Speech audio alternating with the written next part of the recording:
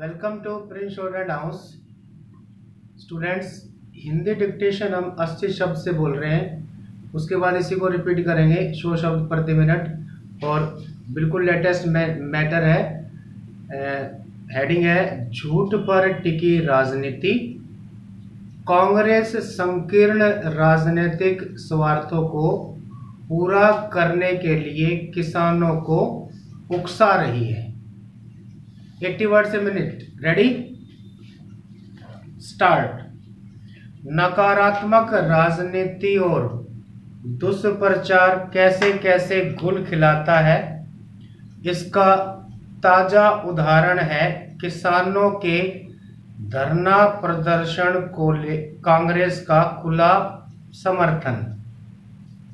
इस धरना प्रदर्शन के दौरान रास्ते अवरुद्ध करने के साथ रेल मार्ग भी बाधित किए जा रहे हैं।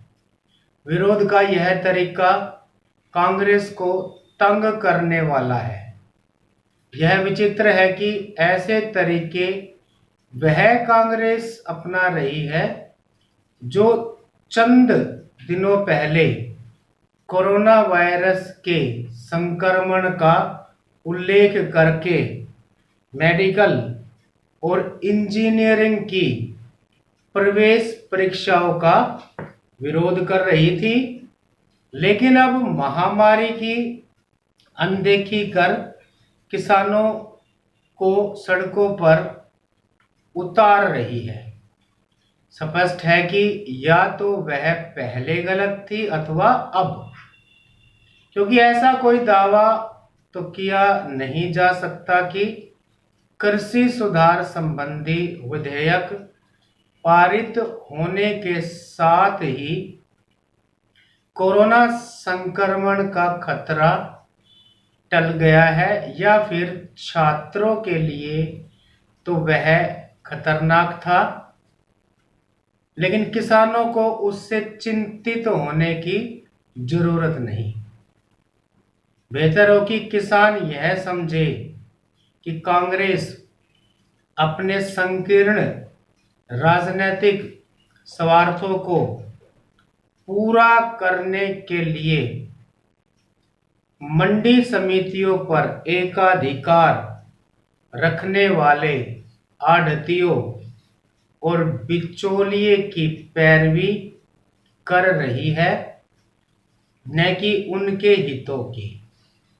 किसानों को यह भी समझना होगा कि यदि कृषि उपज बेचने की पुरानी व्यवस्था उनके लिए वास्तव में लाभकारी थी, तो फिर यह सवाल सतह पर क्यों आता रहता था कि उन्हें अनाज और फल सब्जियां औने पौने दामों पर बेचनी पड़ती हैं। पंजाब और साथ ही हरियाणा के किसानों को इस पर भी गौर करना चाहिए कि आखिर कृषि विधेयकों का विरोध मुख्यतः इन दो राज्यों में ही क्यों रहा है। कांग्रेस किसानों को उकसाने के लिए किस तरह दुष्प्रचार का सहारा ले रही है, इसका पता उसके नेताओं की इस तरह की बयानबाजी से लगता है कि केंद्र सरकार मंडी समितियों को खत्म कर रही है। यह झूठ पर टिकी राजनीति है, क्योंकि सच तो यही है कि मंडी समितियों को खत्म नहीं किया जा रहा है, बल्कि उनके समानांतर कृषि उपज बेचने की नई व्यवस्था बनाई जा रही है। इसका लाभ यह होगा कि किसानों के पास अब अपनी उपज बेचने के दो विकल्प होंगे।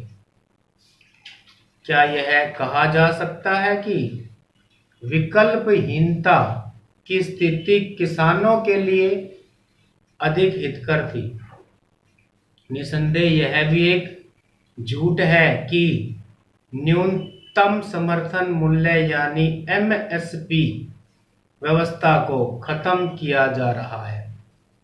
इस झूठ की काट के लिए केंद्र सरकार को न केवल समय से पहले प्रमुख फसलों के न्यूनतम समर्थन मूल्य घोषित कर दिए हैं, बल्कि धान खरीद की तैयारी भी शुरू कर दी है।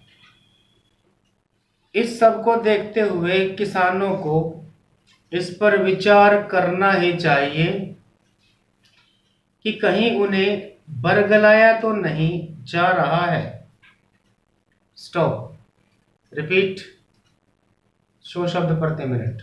Ready, start. नकारात्मक राजनीति और दुष्प्रचार कैसे कैसे घुल खिलाता है, इसका ताजा उदाहरण है किसानों के धरना प्रदर्शन को कांग्रेस का खुला समर्थन। इस धरना प्रदर्शन के दौरान रास्ते अवरुद्ध करने के साथ रेल मार्ग भी बाधित किए जा रहे हैं। विरोध का यह तरीका जनता को तंग करने वाला है। यह विचित्र है कि ऐसे तरीके वह कांग्रेस अपना रही है जो चंद दिनों पहले कोरोना वायरस के संक्रमण का उल्लेख करके मेडिकल और इंजीनियरिंग की प्रवेश परीक्षाओं का विरोध कर रही थी, लेकिन अब महामारी की अनदेखी कर किसानों को सड़कों पर उतार रही है। स्पष्ट है कि या तो वह पहले गलत थी अथवा अब, क्योंकि ऐसा कोई दावा तो किया नहीं जा सकता कि कृषि सुधार संबंधी विधेयक पारित होने के साथ ही कोरोना संक्रमण का खतरा टल गया है, या फिर छात्रों के लिए तो वह खतरनाक था, लेकिन किसानों को उससे चिंतित होने की जरूरत नहीं। बेहतर हो कि किसान यह समझे कि कांग्रेस अपने संकीर्ण राजनीतिक स्वार्थों को पूरा करने के लिए मंडी समितियों पर एकाधिकार रखने वाले आढ़तियों और बिचौलियों की पैरवी कर रही है, न कि उनके हितों की। किसानों को यह भी समझना होगा कि यदि कृषि उपज बेचने की पुरानी व्यवस्था उनके लिए वास्तव में लाभकारी थी, तो फिर यह सवाल सतह पर क्यों आता रहता था कि उन्हें अनाज और फल सब्जियां औने पौने दामों पर बेचनी पड़ती हैं। पंजाब और साथ ही हरियाणा के किसानों को इस पर भी गौर करना चाहिए कि आखिर कृषि विधेयकों का विरोध मुख्यतः इन दो राज्यों में ही क्यों हो रहा है। किसान कांग्रेस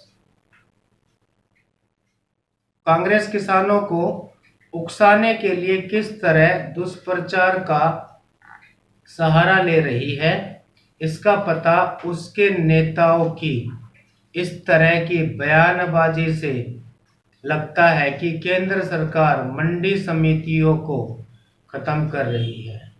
यह झूठ पर टिकी राजनीति है, क्योंकि सच तो यही है कि मंडी समितियों को खत्म नहीं किया जा रहा, बल्कि उनके समानांतर कृषि उपज बेचने की नई व्यवस्था की जा रही है।